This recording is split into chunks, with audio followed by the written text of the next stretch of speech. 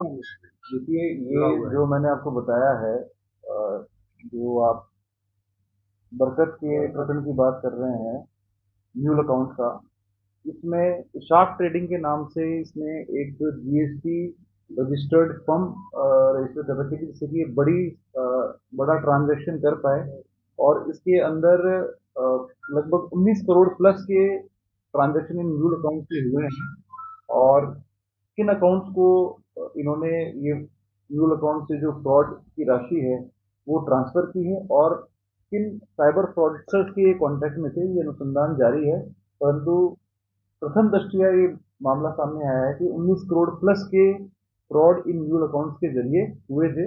ये बिल्कुल सही है कि ये जो बरकत है, इसका संबंध एक पुलिसकर्मी से भी है, परंतु उसका रोल उसमें है या नहीं है वो भी हम अनुसंधान करेंगे। लगता है, क्या लगता है? वो भाई लगता है, उसकी हम जांच करेंगे। क्या सर, सारे एक डिटेल्स लिख लेंगे? हाँ, क्योंकि वो व्यक्ति वहाँ बहुत दिनों से पोस्टेड है। ये देखिए ऐसा, देखिए ऐसा है कि इस संदर्भ में, क्योंकि आपको पहले कह चुका हूँ, इस संदर्भ में हम विभागीय जांच भी करेंगे, और अगर कोई क्रिमिनल इन्वॉल्वमेंट पाया जाएगा तो उसमें भी कार्रवाई की जाएगी।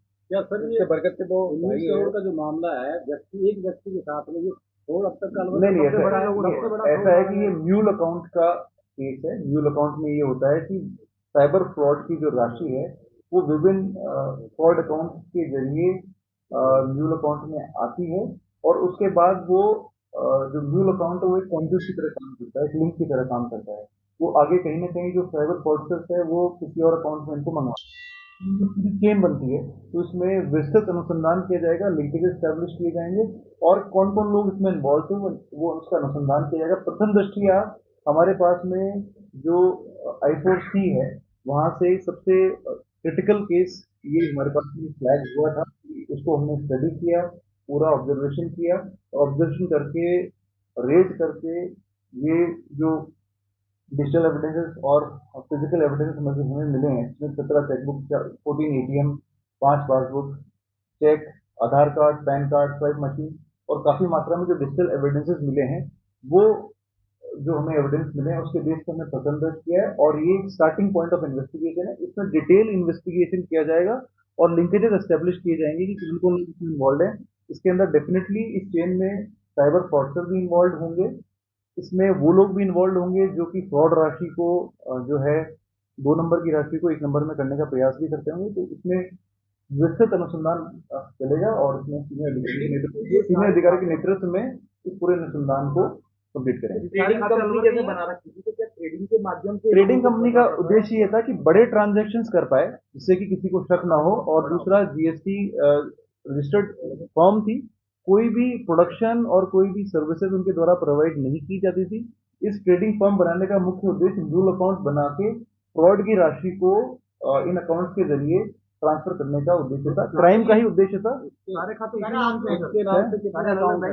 देखिए, वही मैं बता रहा हूँ कि 17 चेकबुक, 14 एटीएम, 4 पासबुक, उसमें अलग अलग लोगों के नाम, आइडेंटिटी कार्ड भी अलग है, आधार कार्ड भी कई बार यूज हुआ है।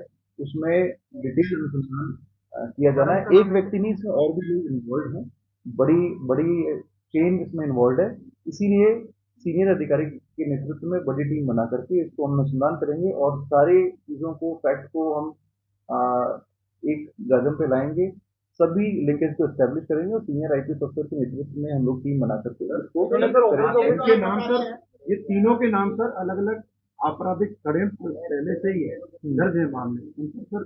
देखिए, इन लोगों के खिलाफ पहले से भी कुछ प्रकरण दर्ज हैं, इसमें कोई दो राय नहीं। इनका क्रिमिनल रिकॉर्ड भी लिया गया है, और भी प्रकरणों में ये वांछित होंगे या इनके खिलाफ कोई भी कंप्लेन होगी 1930 पे, या फिर पोर्टल्स पे जो भी इनके खिलाफ कंप्लेन होगी उनको भी रिकॉर्ड पे लिया जाएगा, और ऑर्गेनाइज क्राइम की धाराएं भी लगाई जाएंगी। और अगर और कहीं भी वांछित रहे तो वहां पर भी इनको प्रोडक्शन वारंट के द्वारा संबंधित पुलिस द्वारा ले जाकर के अरेस्ट किया जाएगा और कार्रवाई की जाएगी।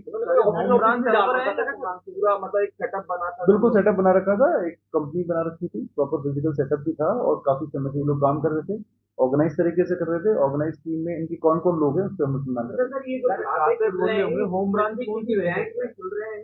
इसके खिलाफ पहले से ही कुछ प्रकरण पहले से पेंडिंग है, परंतु म्यूल अकाउंट पे जो कार्रवाई की है, पूरी इन्वेस्टिगेशन करके, पूरी जांच करके, पूरी पड़ताल करके, पोर्टल की जानकारी उपलब्ध है, उसके बेस पर पूरी प्लानिंग के तहत करके फिर ये सारे जो डिजिटल एविडेंस और हमने पैन कार्ड वगैरह जब किए हैं, उससे मुझे लगता है कि हमें काफ़ी लीड मिलेगी और आगे भी हम इन्वेस्टिगेशन करेंगे। पुराने जो उसके प्रकरण हैं, जो विभिन्न थानों में दर्ज हैं, लगभग 3 के आसपास प्रकरण दर्ज हैं, और भी प्रकरण जिसमें कि ये वांटेड होगा, क्योंकि इसमें काफ़ी डिजिटल एविडेंसेस हमें मिले हैं, हमें काफ़ी एटीएम नंबर भी मिले हैं। उनको जब हम समन्वय पोर्टल पे और डिफरेंट पोर्टल पे अपलोड करेंगे, तो हमें और इनपुट इस पे आएंगे, वो हम लोग जो 32 मामले बताए हैं कि अलग अलग राज्यों में है, वो कौन से वाले एक्ट खातिर दर्ज हुआ है, ये इसाक से या दूसरे? नहीं, देखिए, जो प्रकरण इशाक का वो हम बता रहे हैं, इशाक के केस में तीन केसेस का हमें जानकारी प्राप्त हुई है।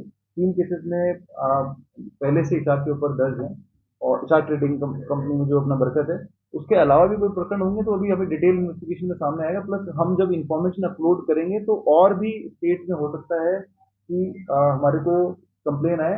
दर्जनों की संख्या में कंप्लेन हमारे पास ऑलरेडी हैं। उन सभी कंप्लेन को हम स्टडी कर रहे हैं। उनमें से कुछ कंप्लेन को हम लोग इस फाइल में भी रिकॉर्ड पे लेंगे, और काफी बड़ी संख्या में हमें कंप्लेन इन इन व्यक्तियों के खिलाफ मिलेगी। काम क्या कर रहा था, पहले भी काम कर रहा था, कितने साल से, मतलब काफी टाइम से पहले काफी टाइम से ये व्यक्ति यही काम कर रहा था, और इसने ऑर्गेनाइज तरीके से ट्रेडिंग कंपनी बना करके ये काम शुरू किया है। कब से कर रहा था, और किन किन प्रकरणों में किसके खिलाफ प्रकरण दर्ज है, किन केसेस में सिर्फ कंप्लेंट के रूप में ही इसके खिलाफ जो एफआईआर में कन्वर्ट नहीं हो, उस पर हम अनुसंधान करेंगे। और बाकी स्टेट में भी जहाँ पे पुलिस को बरकत को इन्वेस्टिगेशन में ले जाना होगा, तो हम लोग उनका सहयोग करेंगे।